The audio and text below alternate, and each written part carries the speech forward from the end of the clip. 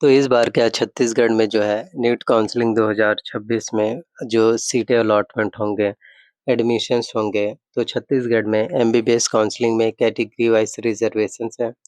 SC category के लिए 12% सीटें रिज़र्व्ड हैं और एसटी के लिए 32% सीटें, ओबीसी के लिए 14% सीटें रिज़र्व्ड और ईडब्ल्यूएस के लिए 10% और बाकी के जो सीटें बच जाते हैं, वो जनरल कैटेगरी के लिए। और एक और ज़रूरी बात, छत्तीसगढ़ एक ओपन स्टेट है प्राइवेट कॉलेज के लिए।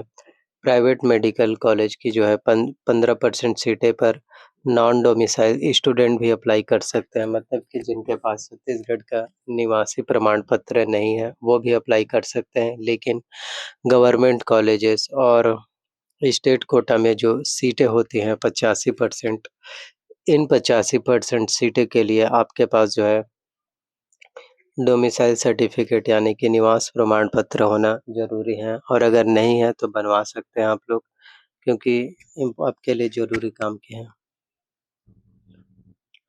तो सबसे पहले अगर हम बात करें जो स्टूडेंट जिनके सिलेक्शंस हो सकते हैं, बायोलॉजी में जिसके ज़्यादा मार्क्स वो ऊपर, बायोलॉजी में भी सेम है तो केमिस्ट्री में अगर ज़्यादा मार्क्स वाले हैं, केमिस्ट्री में भी सेम है तो फिज़िक्स में, अगर फिज़िक्स में भी सेम है तो ओवरऑल एग्ज़ाम में कम गलत किए हैं अगर आपने, तो आपके ज़्यादा स्कोर होंगे। अगर यह भी सेम है तो बायोलॉजी में भी कम गलत।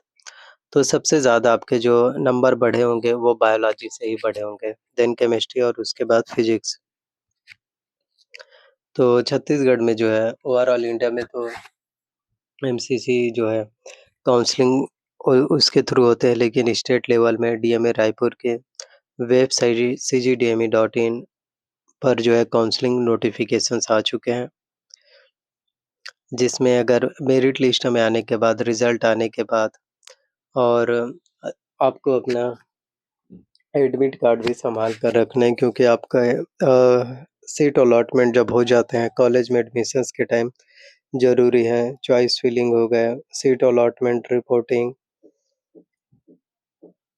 वैकेंट सीटें, तो ये सभी डॉक्यूमेंट्स नीट यूजी 2026 का स्कोर कार्ड, 10th-12th का सर्टिफ़िकेट, ये सभी डॉक्यूमेंट्स आपके पास रिक्वायरमेंट्स हैं। तो छत्तीसगढ़ नीट काउंसलिंग 2026 367 मार्क्स सुनकर काफ़ी स्टूडेंट हैरान हो जाएँगे। एसटी कैटेगरी का सच क्या है? बाकी तीनों कैटेगरीज़ में कितना-कितना स्कोर आपको करना पड़ेगा? देखिए, एसटी कैटेगरी वाले स्टूडेंट्स को थोड़े से रिलीफ मिलते हैं, 32% सीटें आरक्षित होते हैं उनके लिए।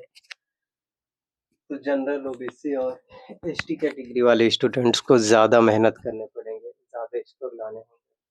तो आई होप आपको पूरी जानकारी है जो मिल गए होंगे। तो वीडियोस अगर आपको पसंद आए हो, वीडियोस अच्छे लगे हो तो लाइक, शेयर, कमेंट ज़रूर कीजिए।